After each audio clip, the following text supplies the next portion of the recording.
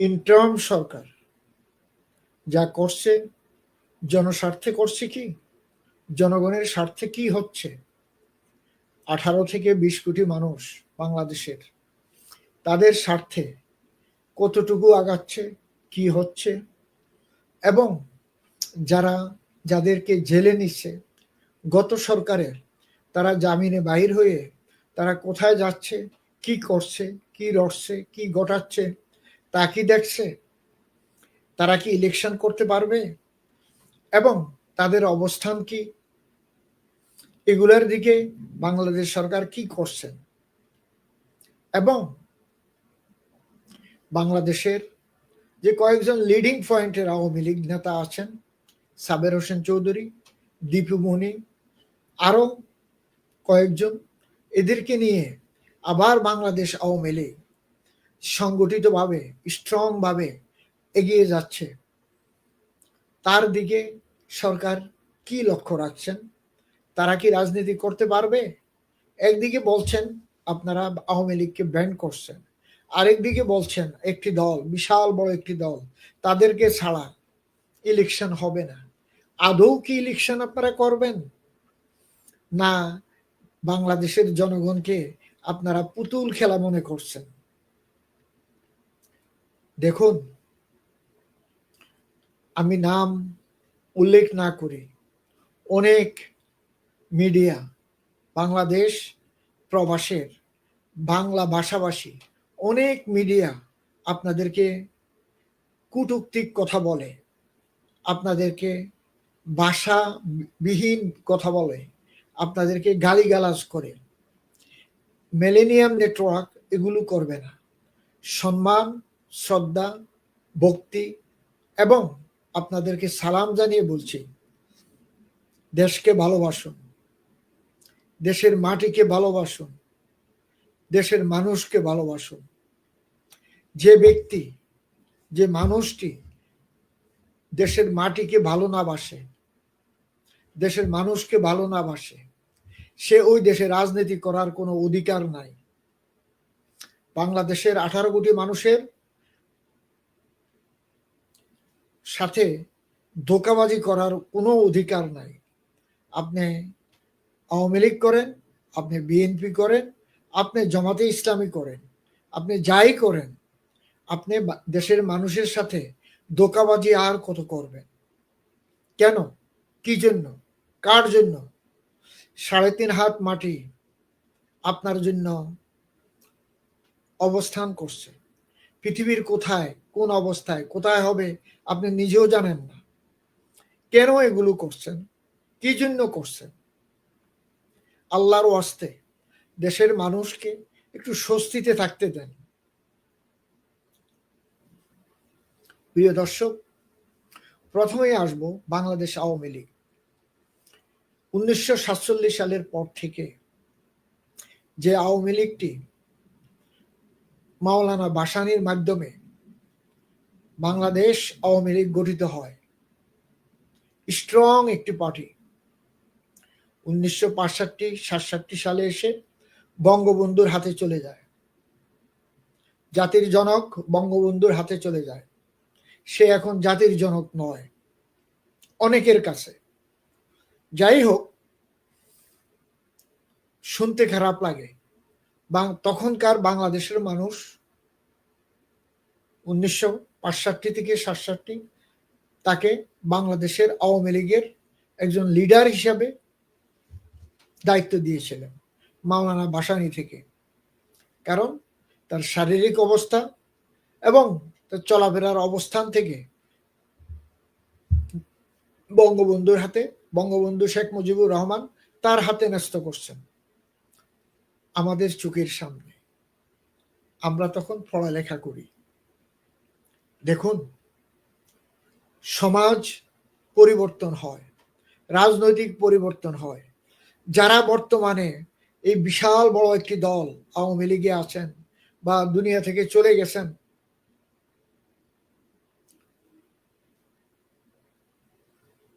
আল্লাহ বেহেশত নসিব করুক তোফায়েল সাহেবকে, ওনার ফ্যামিলিকে।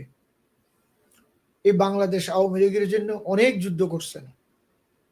এখন বিএনপিতে আসেন অনেকেই তখনকার রাজনীতির সাথে জড়িত।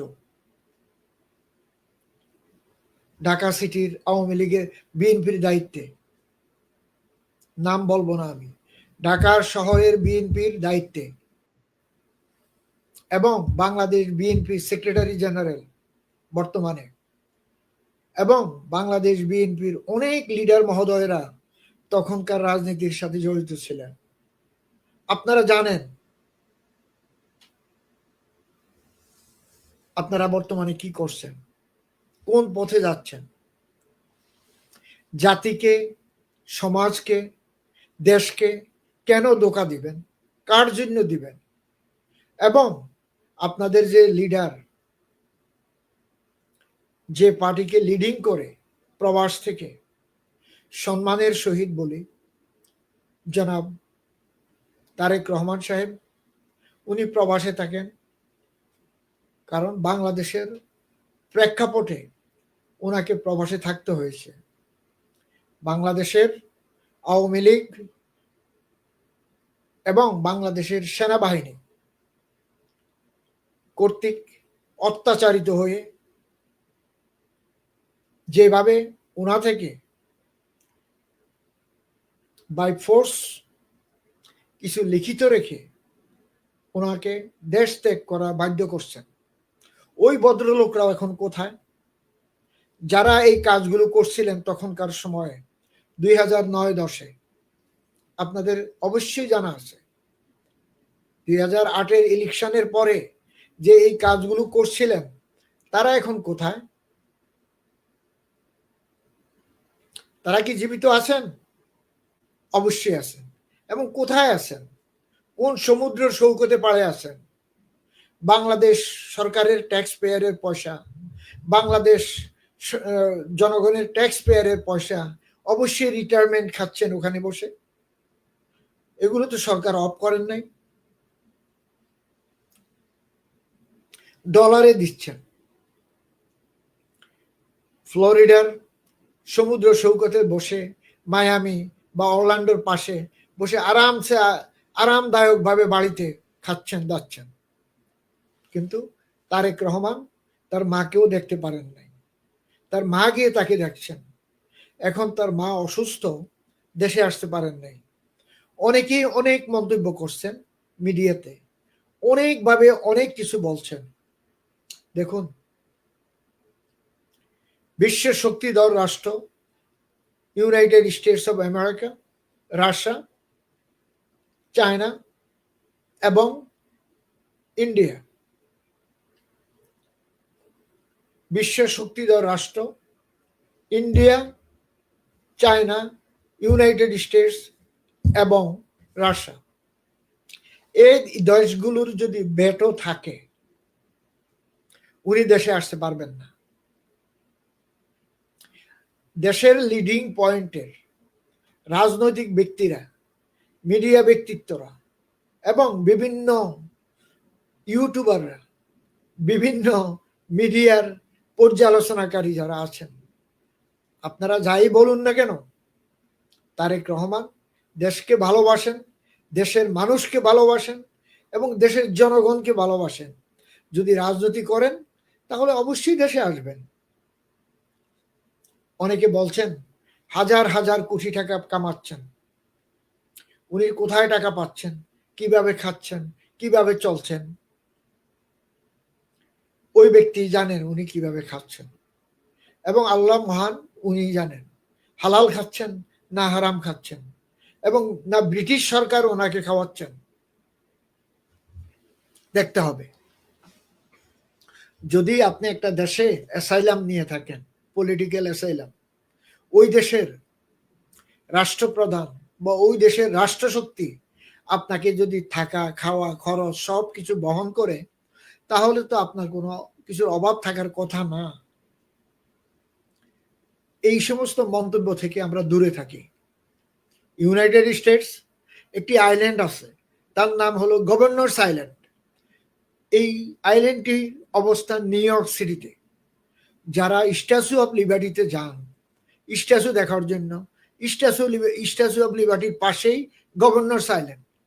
এই আইল্যান্ডটাতে সারা পৃথিবী থেকে হেড অফ দ্য স্টেট যারা অ্যাসাইলাম মারে ইউনাইটেড স্টেটসে এসে রাজনৈতিক আশ্রয়, তারা ওই আইল্যান্ডে থাকে। এখনো 2-4 জন প্রেসিডেন্ট বা প্রাইম মিনিস্টার ওই আইল্যান্ডে বাস করেন এবং তাদেরকে গভর্নমেন্ট 5 স্টার হোটেলের মতো রাখছেন ওখানে। সেম থিং ক্যানাডাতেও আছে। আপনার আমার এগুলো ভাষা বলার প্রয়োজন নাই। উনি রাজকীয়ভাবে আছেন না কিভাবে আছেন ব্রিটিশ সরকার জানেন, এবং রাজনৈতিক ব্যক্তিরা এবং মিডিয়া পর্যালোচনাকারী যারা আছেন, যারা বলেন, একটু ভেবেচিন্তে বলবেন আল্লাহর ওয়াস্তে।